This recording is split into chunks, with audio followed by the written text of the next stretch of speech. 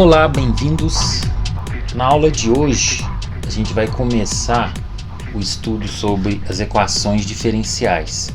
Antes, eu vou falar rapidamente das antiderivadas, fazer uma revisãozinha e aí a gente já entra em equações diferenciais, certo? Então vamos lá. O problema relacionado à derivada consiste no seguinte: dado uma função f, determinar a derivada f'. Agora, imagine a seguinte situação. Dado uma função f, encontrar uma função f maiúsculo, tal que f' maiúsculo é igual a f minúsculo. Esse tipo de problema é o problema envolvendo antiderivada. Então, f maiúsculo é a antiderivada de f minúsculo. Por exemplo, dada a função f de x igual a 2x, a antiderivada de f de x vai ser igual a x ao quadrado. Por quê? Porque se eu pegar essa antiderivada e derivar f' de x, vai ficar derivada de x ao quadrado igual a 2x, que é igual a f de x. Agora, essa função aqui, f maiúsculo de x igual x ao quadrado mais 1, também é uma antiderivada de f de x. Por quê? Porque se eu derivar ela, vai dar exatamente 2x. Derivada de x ao quadrado é 2x, derivada de 1 é 0. Então, vai ficar 2x. Eu posso dizer também que essa função aqui é uma antiderivada de f de x. X ao quadrado mais 2, porque se eu derivar, vai dar 2x também. Eu posso dizer o mesmo dessa outra aqui, ó, x ao quadrado mais 5, porque se eu derivar, vai dar 2x também. E essa aqui de baixo, x ao quadrado mais 7 sobre 6 vai dar 2x. O mesmo com essas aqui de baixo, essa outra aqui. Então eu posso dizer que se c é uma constante arbitrária, então x ao quadrado mais c é uma antiderivada de 2x. Por quê? Porque a gente vai ter derivada de x ao quadrado, vai ser 2x, e a derivada da constante é 0. Se a gente for colocar essas antiderivadas num gráfico, olha só que interessante.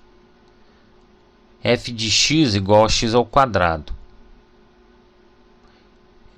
f de x igual a x ao quadrado mais 1.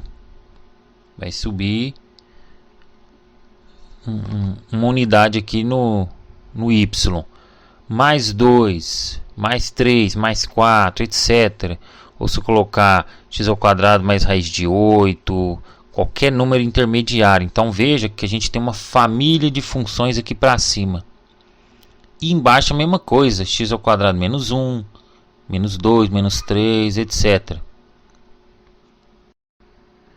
Então, dada a função f de x igual a 2x, eu tenho uma família de antiderivadas da forma x ao quadrado mais c, sendo c uma constante arbitrária. Eu não tenho somente uma resposta, eu tenho uma família de respostas. Então, de forma matemática, vai ficar desse jeito aqui, ó. A gente usa esse símbolo, que é o símbolo da integral. Integral de f de x dx é igual ao f maiúsculo de x, que é a antiderivada, mais c. Esse c é uma constante arbitrária. Daí a gente tem alguns exemplos aqui. Por exemplo, integral de cosseno de x dx é seno de x mais c. Ou eu poderia falar de uma forma diferente, né? A antiderivada do cosseno de x é seno de x mais c. E por que que eu sei que é uma antiderivada? Porque se eu derivar essa antiderivada, se eu derivar o seno de x mais c, vai ficar dx de seno de x mais dx de c, dx da constante. dx da constante é zero. Então vai ficar só a derivada do seno de x. Derivada do seno é cosseno de x. Um outro exemplo. A antiderivada de x à quarta vai ser 1/5 vezes x à quinta mais c. E a mesma coisa de eu falar. A integral de x à quarta dx vai ser 1/5 vezes x à quinta mais c. Por quê? Porque se eu derivar essa antiderivada, se eu derivar 1/5 vezes x à quinta mais c, vai ficar derivada de 1/5 x à quinta mais derivada da constante. E a gente sabe que a derivada da constante sempre vai ser zero. Então sobrou 1/5 vezes 5 x à quarta mais zero, que é igual a x à quarta. Corta 5 com 5. Bom, agora vamos entrar diretamente no assunto de equações diferenciais. Primeiro, essas equações sugerem um tipo de equação que envolve derivadas. Então, y', y2', y3'. Lembrando, né, y' derivada primeira, y2' derivada segunda, y3' derivada terceira, etc. Outra, assim como a gente resolve lá em álgebra, que vocês já viram, a gente resolve a equação do tipo, sei lá, x² mais 6x menos 7 igual a 0, e tendo x como incógnita. No caso aqui das equações diferenciais, a gente vai ver equações do tipo y2' mais 3y' menos y igual a 0, para a função y igual a φ de x. A nossa incógnita aqui agora é o y. Então essa é a diferença. Outra, as equações diferenciais são chamadas de modelo matemático quando elas descrevem algum processo físico, algum processo na engenharia, etc. Se bem que a gente sabe que não é só processo físico, né? Que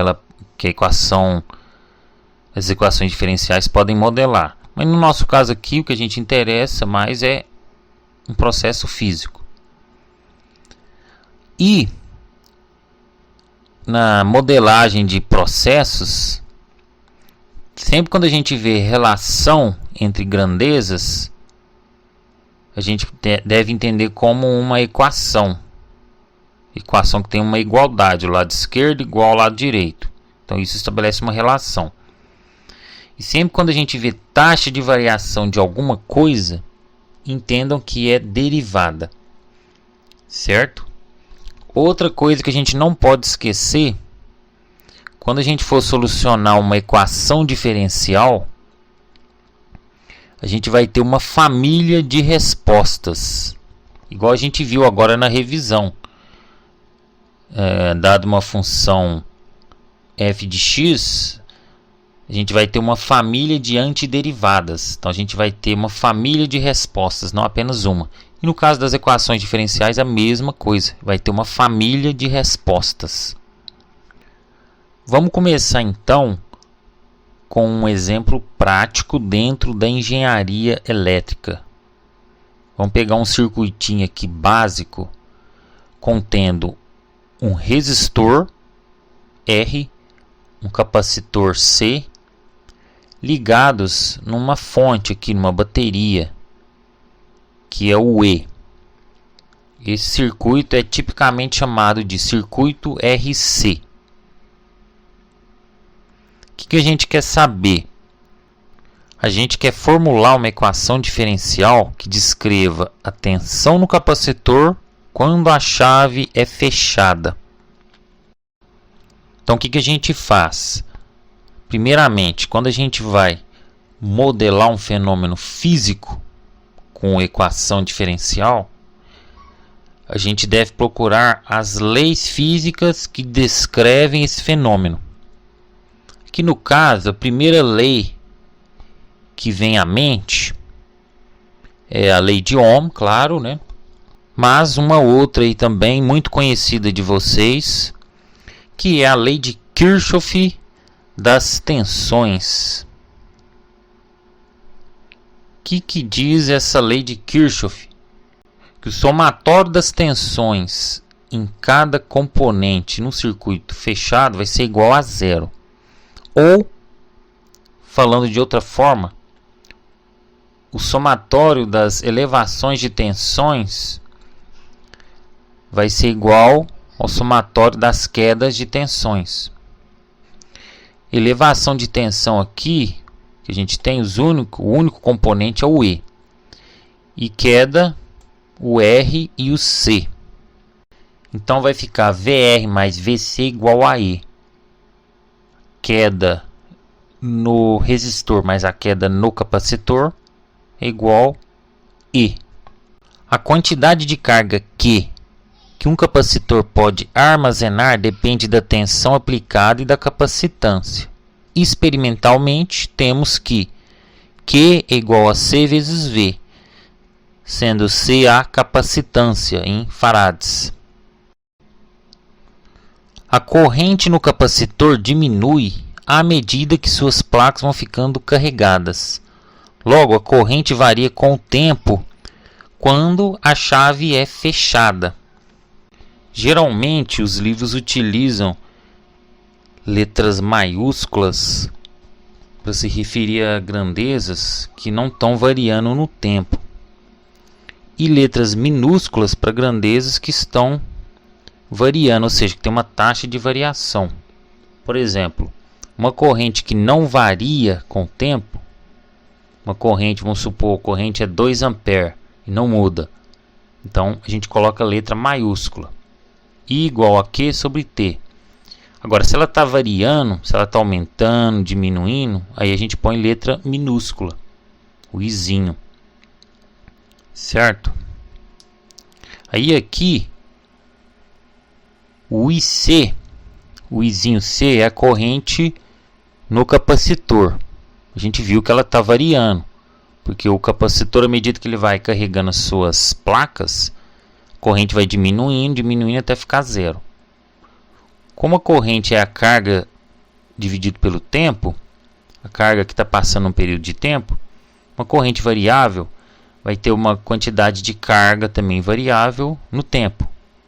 Então, expresso em forma de derivadas, essa taxa de variação vai ficar dQ sobre dt. Certo? O Q, a gente sabe que é o C vezes V, a gente já viu. Capacitância vezes a voltagem. Então, D sobre dt de CV. Só que o V agora é um V minúsculo, porque a voltagem também está variando nas placas, né, do capacitor. Então, vai ficar o C vezes o V minúsculo. O VR, que é a tensão no resistor, vai ser o R vezes o Izinho C. É a mesma corrente que passa no capacitor. Então, a gente coloca o IC. É tanto a corrente do capacitor quanto do resistor, porque eles estão em série. Ali, o D sobre dt CV, como o C é uma constante, ele sai da derivada. Então, o IC vai ser igual a C, que multiplica dVC sobre dt. Ao invés de utilizar o V minúsculo, a gente vai usar VC, para indicar que é a tensão no capacitor. E embaixo ali também, substituindo então esse valor de IC, vai ficar VR igual a R vezes C vezes dVC sobre dt. Então a lei de Kirchhoff resultará em R vezes C dVC sobre dt mais VC igual a E. Eu só substituí os valores. Para a gente resolver essa equação, precisamos encontrar uma função VC igual a VC de t que satisfaça essa equação. Agora, antes veremos o que se pode descobrir sobre soluções sem encontrar qualquer uma solução. E a nossa tarefa será muito mais fácil, muito mais simplificada se a gente atribuir valores numéricos ao circuito. Então vamos atribuir aí, ó, a fonte E vai ser 12 volts. A resistência, vamos pôr 1 mega ohm. E a capacitância 6 microfarads. Então, substituindo esses valores ali na equação que a gente encontrou, vai ficar 10 elevado a 6, que é a resistência, vezes 6 vezes 10 a menos 6. A capacitância, dVc sobre dt, igual a E, que é o 12, menos Vc. Então implica que dVc sobre dt é igual a 2 menos 1/6 de Vc. Bom, o que a gente vai fazer aqui? Eu vou fazer um gráfico cartesiano. Fazer um risco aqui. Outro aqui.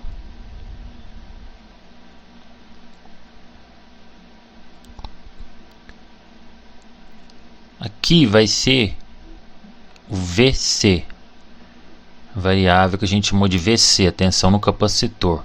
E aqui o eixo do tempo. Ok? Como é que a gente vai preencher esse gráfico aqui? Nós vamos usar essa folha quadriculada. Essa folha aqui que eu já mostrei para vocês. Certo? Então a gente vai usar aqui, ó, VC na vertical e o T na horizontal.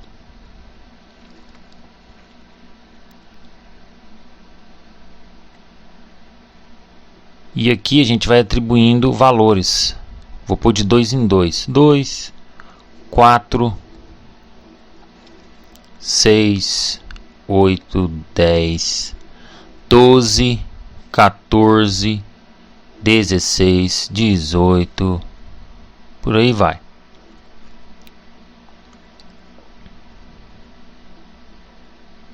Eu vou preencher esses quadrinhos aqui. Como? Vamos ver agora.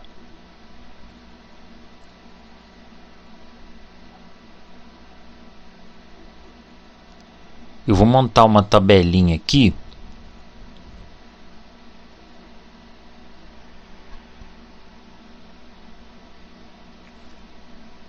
Que vai ficar os valores de VC que eu vou atribuir.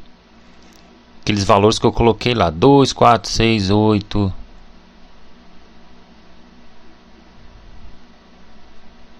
E aqui vai ficar a derivada correspondente. dVc sobre dt. Ou seja, para cada valor de Vc eu vou ter uma derivada. E a gente sabe que essa derivada é a inclinação da reta tangente. Então, pelo valor da derivada, eu sei o valor da inclinação da reta tangente. Por exemplo, quando for 2 aqui, a gente vai olhar lá naquela equação que a gente achou. Aquela equação diferencial lá do circuito com capacitor. Lembram? dVc sobre dt igual a 2 menos 1/6 de Vc. Pus T aqui. Tá errado. Deixa eu apagar. Deixa eu procurar aqui a borracha. Só um minuto.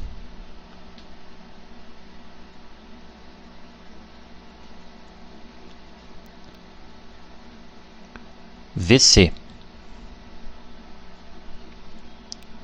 Então, para VC igual a 2, como que vai ficar?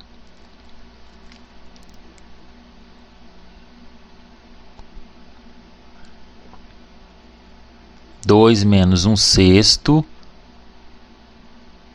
vezes 2.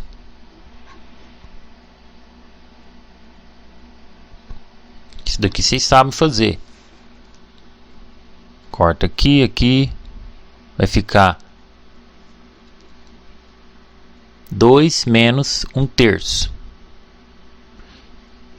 Tira o mínimo. 3 dividido por 1, 3 vezes 2, 6. Menos 3 dividido por 3, 1 vezes 1, 1, 6 menos 1, 5 terços.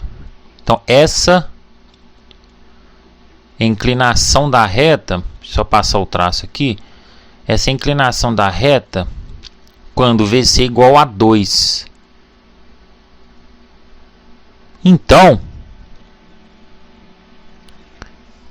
a gente vai lá na folhinha quadriculada, ó, quando VC é igual a 2, a gente vai pôr esse valor de 5 terços, porque aqui é a inclinação da reta, 5 terços.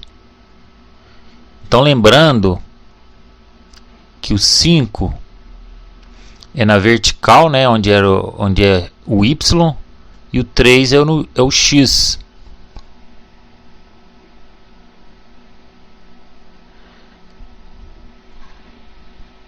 Então a gente vai aqui, ó,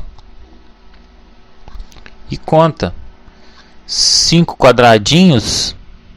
Não sei se dá para vocês ver, mas se vocês fizerem em casa aí, vocês vão conseguir melhor. 5 quadradinhos na vertical e 3 na horizontal. Beleza, deu aqui. Então vocês vão traçar a reta, pegando lá do centro, passando pelo ponto. Aí usa o quadrado inteiro.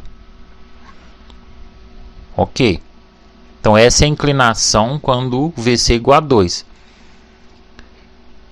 E como essa inclinação não muda, o T vai ser o mesmo. Então a gente vai repetir aqui, ó. Então vai ser a mesma inclinação para os outros quadradinhos.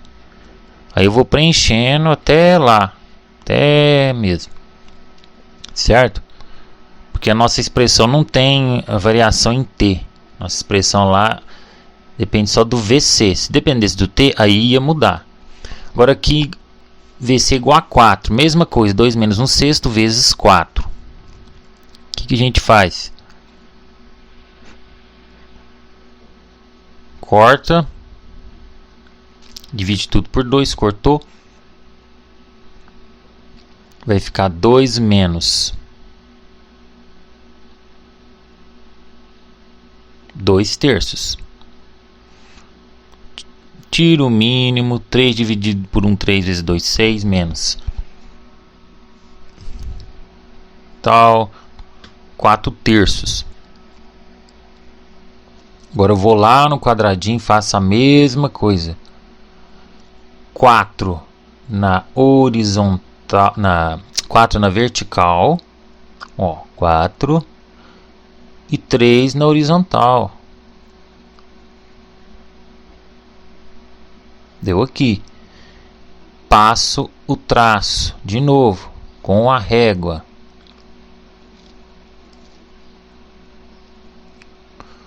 Então vamos lá. Vou fazer esse traço aqui. Ok. Faço a mesma coisa com os outros quadrados. 4 na vertical, 3 na horizontal. Da origem até o encontro e vai fazendo com o restante. Depois, vamos passar um traçozinho aqui. Próximo valor, 6. Quando o VC for igual a 6, o DVC sobre DT vai ser igual a 2 menos 1 sexto vezes 6. Corta 6 com 6, vai ficar 2 menos 1, que é igual a 1. Então, essa inclinação aqui é fácil agora.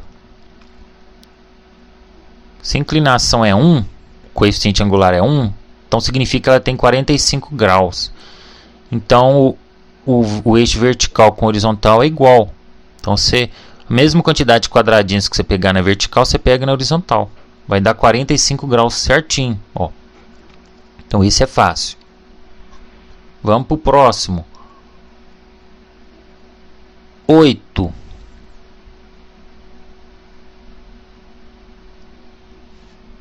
DVC sobre DT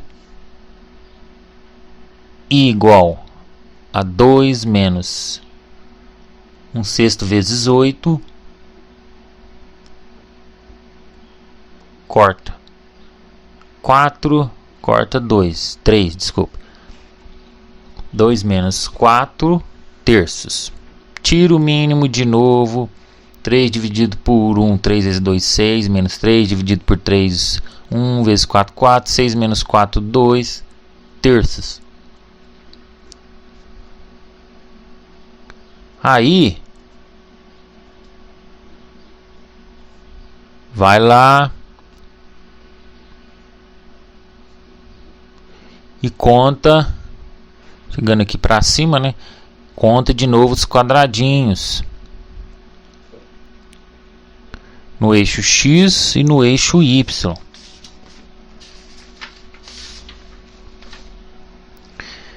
Então, 2 terços. 2 na vertical e 3 na horizontal. Não é isso? Passa o traço, né? Vamos fazer direito aqui, porque... Isso, agora sim. 2 terços. Faz a mesma coisa com o outro. Tá aí. Depois faz para o restante dos quadradinhos. Agora, quando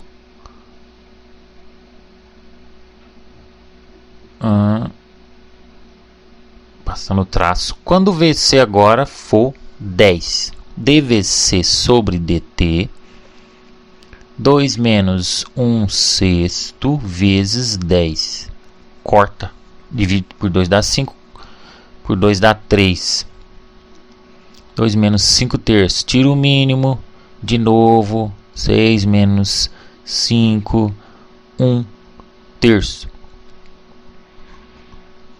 Vamos lá marcar onde é 10, a inclinação da reta é de 1 terço, um quadradinho só na vertical e 3 na horizontal. Então veja que ele já está bem tá bem difícil de fazer, e ele já está quase horizontal, está diminuindo a inclinação, como vocês podem notar, está diminuindo. A gente está fazendo de 2 em 2 para dar depressa, senão vai ficar o dia inteiro para fazer. Agora 12. Quando VC for igual a 12, o dVC sobre o dt vai ser igual a 2 menos 1/6 vezes 12. Corta. Dá 1, dá 2. Que é igual a 2 menos 2, que é igual a 0. O que significa derivada zero? Que a inclinação também vai ser 0. Então eu posso pôr aqui em qualquer lugar essa reta sem inclinação. Eu vou pôr no meio. Posso pôr em qualquer lugar. Então vejam que ela não tem inclinação nenhuma. Então a derivada aí é 0. Quando VC é igual a 12, a derivada é 0.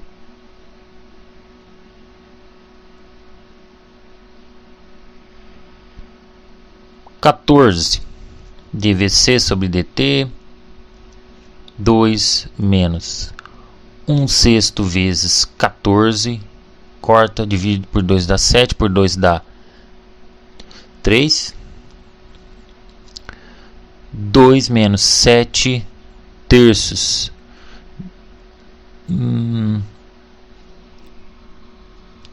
menos 1 terço. Vamos lá na folha. Agora, como a inclinação é negativa, veja que ele é virado agora para o outro lado. Então agora, em vez de fazer do lado esquerdo na vertical, vou fazer aqui do lado direito, contar 1 quadradinho e 3 na horizontal. Então, agora ficou com a inclinação negativa. Coeficiente angular negativo. Ok. próximo, 16. DVC sobre DT, 2 menos 1/6 vezes 16, corta, vai ficar 8, 3, 2 menos 8 sobre 3, menos 2/3. A gente vai aqui, 2 num e 3 no outro. Então, inclinação negativa de novo, só que maior ainda, agora está aumentando. Percebam uma coisa, ó, 1/3 menos 1/3, 2/3 menos 2/3, por aí vai. Então o próximo, quando for 18, vai ser menos 1.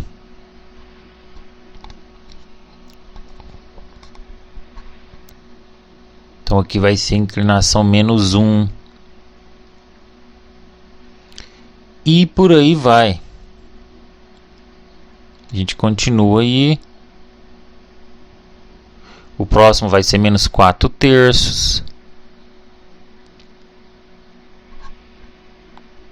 Aqui também.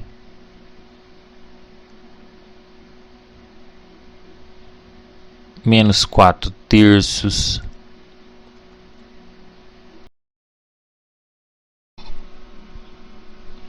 Mesma coisa, 22. Então aqui já está tudo pronto. Eu fiz nos outros quadradinhos. Ó, ficou assim o nosso gráfico. Olha só, a gente pode tirar várias conclusões olhando para esse gráfico aqui. Esse campo de direções, para ser mais exato, né? Então, olha só. Resumo disso aqui tudo. Podemos apresentar as informações relativas a DVC sobre DT graficamente, que a gente acabou de fazer, num plano VC versus o tempo, desenhando pequenos segmentos de reta com coeficientes angulares iguais, respectivamente, aos valores de DVC sobre DT. Assim obtemos o campo de direções. Cada segmento de reta é tangente ao gráfico de uma solução. Lembra que eu falei que tem várias soluções, uma família de soluções? Então, cada segmento de reta é tangente ao gráfico de uma solução, de uma dentre várias. Mesmo não tendo encontrado qualquer solução da equação diferencial, vejam vocês que a gente não tentou resolver a equação. A gente só atribuiu valores para VC e encontrou o valor da derivada correspondente, DVC sobre DT.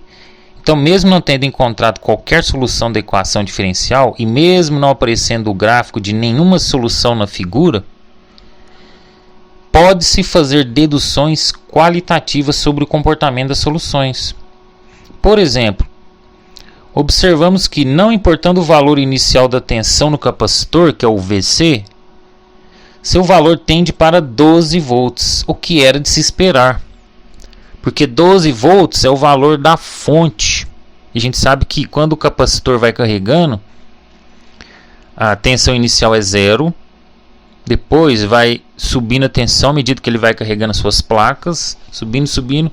Quando ele está totalmente carregado, a tensão dele vai ser igual à tensão da fonte, E. Outra coisa, VC igual a 12 volts é a solução de equilíbrio. Essa é a solução que corresponde a um equilíbrio entre a força eletromotriz da bateria e a tensão contrária gerada quando as placas do capacitor estão completamente carregadas. Então, analisando o campo de direções, observamos que todas as soluções estão convergindo para a solução de equilíbrio à medida que o tempo aumenta.